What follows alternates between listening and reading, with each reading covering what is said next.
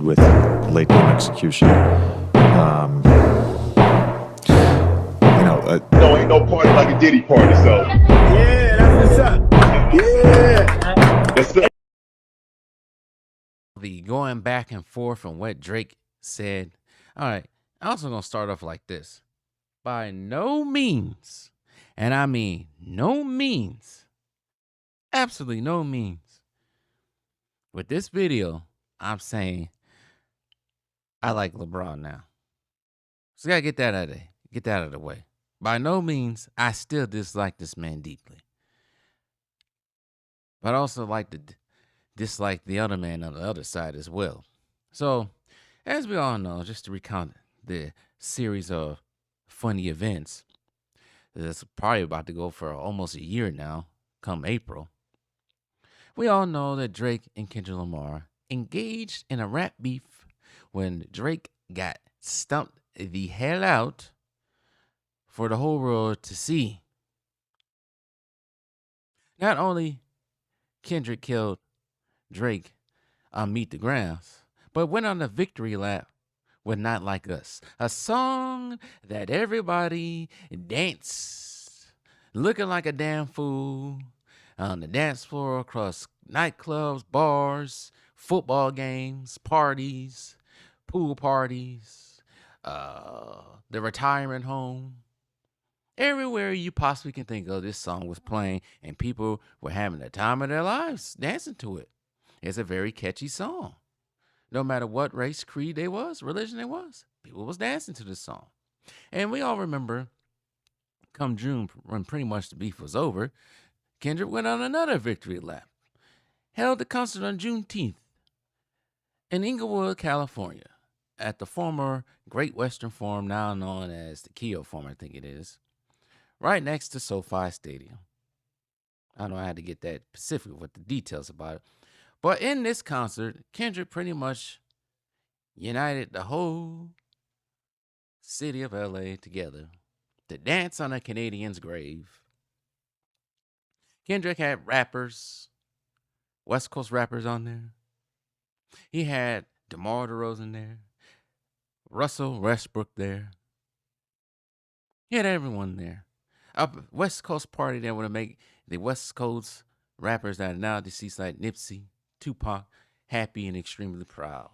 Just a joyous time. But in that crowd of people, there was one LeBron James who was caught on camera dancing to the song, having a good old time. I think his wife was there. I think Bronny might have been there too. Just absolutely having a family time in the middle of the summertime. It's his right to do. He's in the off season because they got kicked out by the Denver Nuggets. He can do whatever he wants. Right?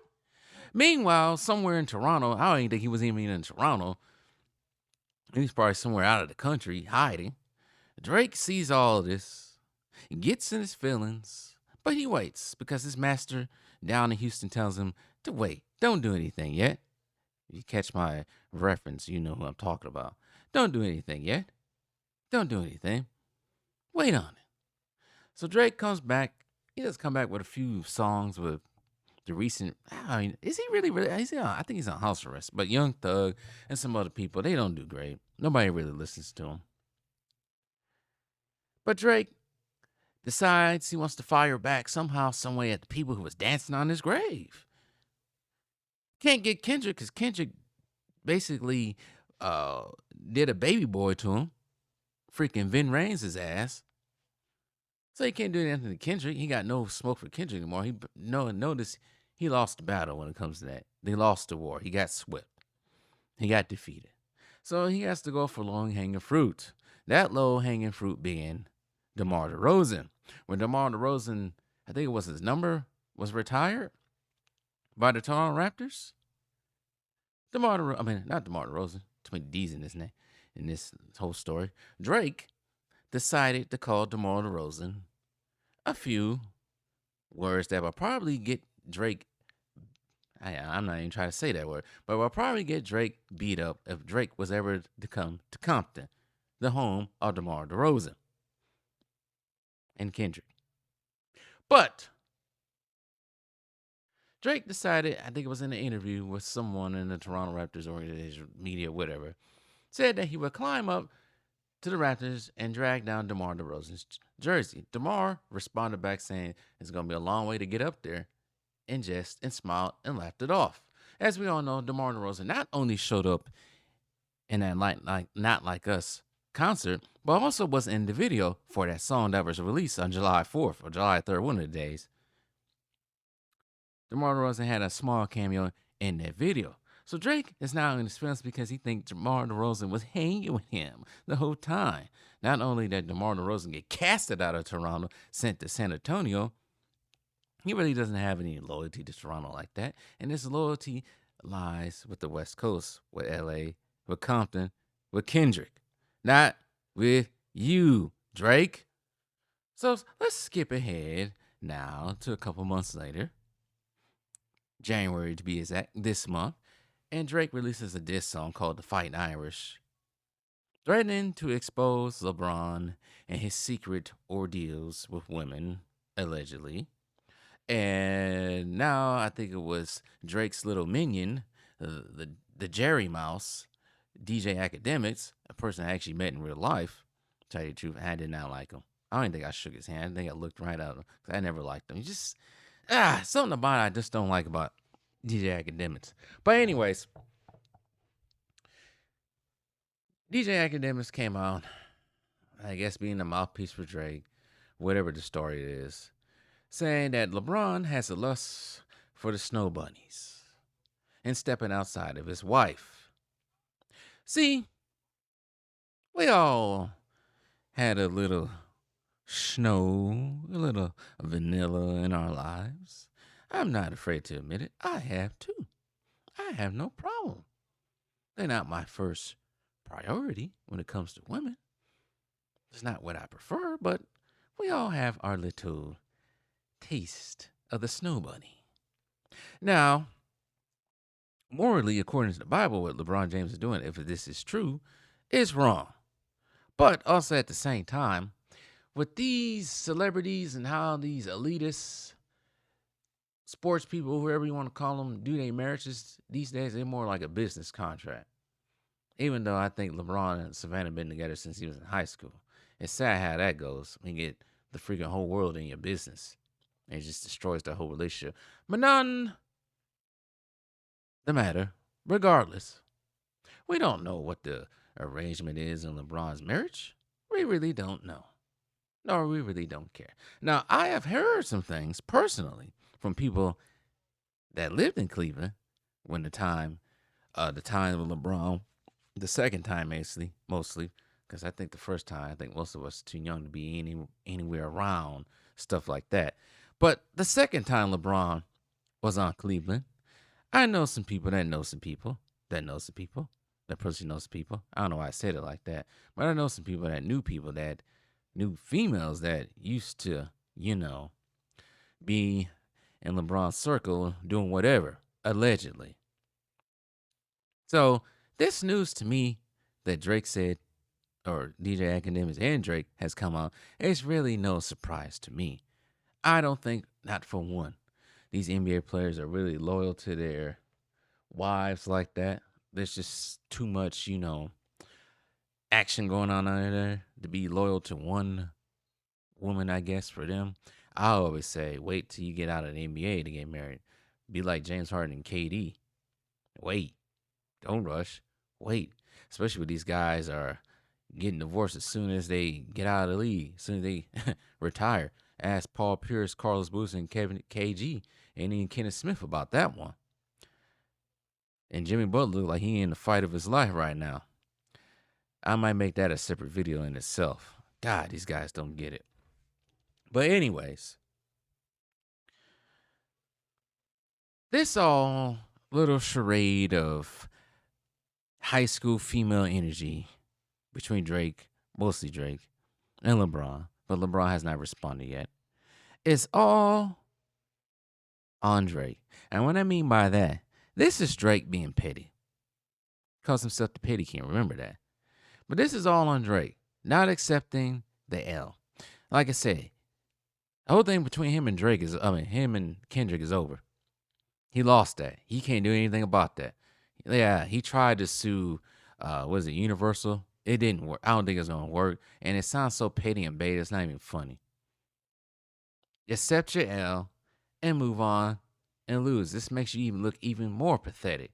Cause now he probably still got his fans rocking with him. But the whole world is looking at him like right now, like, come on, dude. Stop being such a sissy now. Well, some of these people, some people already knew that Drake was kind of a, sissy already. I always knew. You can read through it. And the way he carries himself as a man is similar to how LeBron carries himself as a man. Feminine and attitude. Don't act like a man. It's funny how these two always tend to try to ridicule their opponent who are the more masculine, the more manly, who carry themselves more as a man. It's funny how that goes sometimes with these two. But this is all on Drake. He can't accept the L. So you gotta expose other people, gotta find he gotta find something to win. This is him trying to win something. Like I said, I mean no means protecting LeBron. But this whole thing is getting childish now. Give it up, my guy. You lost. Take the L and go home. Don't try to ruin what LeBron has. But they always say Drake is a, homewrecker somewhat. Those rumors of him and Kim Kardashian in the middle of the beef between him and Kanye West. He does the same thing with A$AP Rocky. He does the same type of stuff. It's like I don't know what it is. It's an ego. Definitely an ego type of thing. It's entitlement or something. I don't know. That's the way he acts. That's the way he acts.